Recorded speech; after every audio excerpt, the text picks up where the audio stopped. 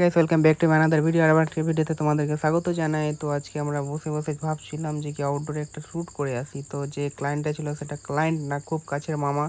তো আমরা ওর ওয়েডিংয়ে কাজ করেছিলাম। প্লাস সুনীলদা ছিল, যে সুনীলদা ড্রোন চেক করেছিল, যে আমাদেরকে লোকেশনে গিয়ে চেক না করতে এখান থেকে সব সেট করছিল। তো আর রকিদার ড্রোনটা নিয়েছিল। রকিদার মনে হচ্ছিল যে ব্যাংক নিয়ে আছে, এরকম মনে হচ্ছিল। তারপরে আমরা যে গাড়িটাতে যেতাম, প্লাস গাড়িটা ফেসে গিয়েছিলো, কারণ ওখানে ছিল চোর বালির। তো বালিতে পুরো ফেসে গিয়েছিলো, তো পুরো ধাক্কা মারছিল সবাই, তাও কিন্তু গাড়ি উঠাতে পারলো না কোনো মতেই। তো আমরা ভাবলাম যে এমনি এমনি ড্রোন, আর প্লাস গরম এক্সেস লাগছিল। তো আমি সুনীলদাকে বললাম যে সুনীলদা ফ্লাই করো ড্রোনটা, প্লাস আমার মাথার কাছে এনে রাখো, কারণ হচ্ছে যে কি খুবই গরম লাগছিল। তারপর সুনীলদা উপর পাঠালো, উপর থেকে নিয়ে এবার আমার মাথার নিচে, মানে আমি বললাম সুনীলদাকে যে কি আমার মাথার কাছে আনো, খুব গরম লাগছে, থাকতে পারছি না। তো সুনীলদা তাড়াতাড়ি ড্রোনটাকে নিচে করে আমার মাথার কাছে রেখে দিল যে হাওয়া খাও একটু।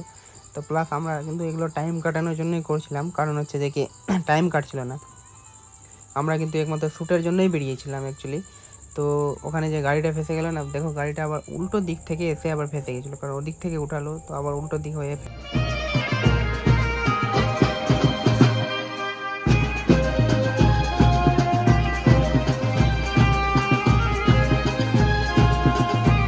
লাস্টে গাইস কি করব, আর মানে আউটডোরে আমাদের যাওয়া হলো না, কারণ গাড়িটা এখনও ফেসেই থেকে গেল, কিন্তু আমরা উঠাতে পারলাম না। আর তারপরে আমরা কিন্তু জল কাটতে বেরিয়ে গেছিলাম, কারণ হচ্ছে যে সন্ধ্যা হচ্ছিলো। তো বলে ভাবলো যে কি জল কেটে আগে চলে আসি।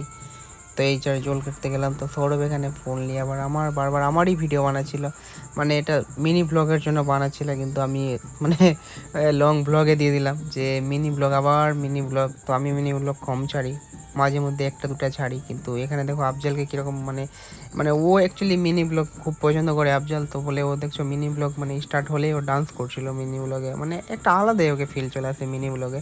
আর সৌরভ বলছে সৌরভকেও নাকি মিনি ব্লগ খুব ভালো লাগে, কিন্তু আমাকে সেরকম মিনি ব্লগ ভালো লাগে না বলে আমি কিছু ক্যামেরার মধ্যে দেখাচ্ছি না, আমি জাস্ট হাইডে যাচ্ছি, একটু স্মাইল করে দিলাম আর কি, আমার তো স্মাইল করার কাজ।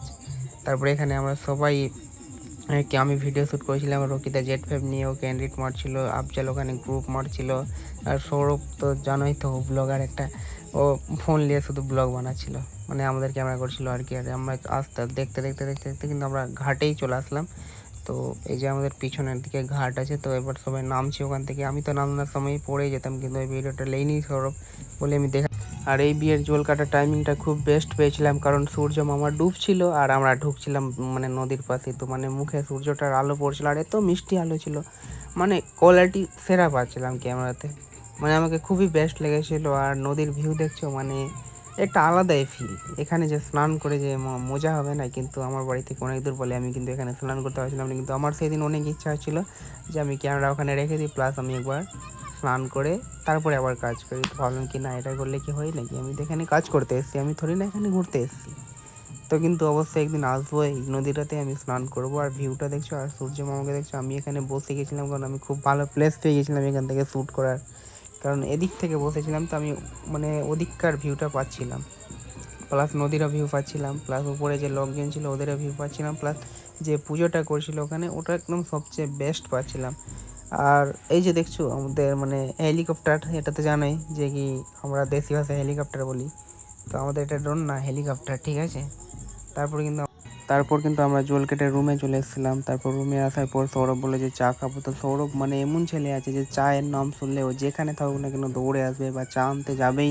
তো ও গিয়েছিল চা আনতে, চা আনলো ক্যারি ব্যাগে, আনার পরে সুনীলদা চা কাপে ঢালছিল, প্লাস আইপিএল চলছিল। তো বুঝতেই পারছো কি ফিল, মানে কি এনজয় হচ্ছিলো, মানে মনে ছিল না যে আমরা কাজ করছি, মনে হচ্ছে আমরা নিজের বাড়িতে কাজ করছি। আর মামা এতটা আমাদেরকে রেসপেক্ট দিয়েছিল, এতটা সম্মান দিয়েছিল যে মামাকে কীভাবে স্পেশাল থ্যাঙ্কস জানাবো সেটাই ভাবতে পারছিলাম না। তো আমরা ব্লগ এখানেই শেষ করছি, আবার দেখা হবে নেক্সট ব্লগে।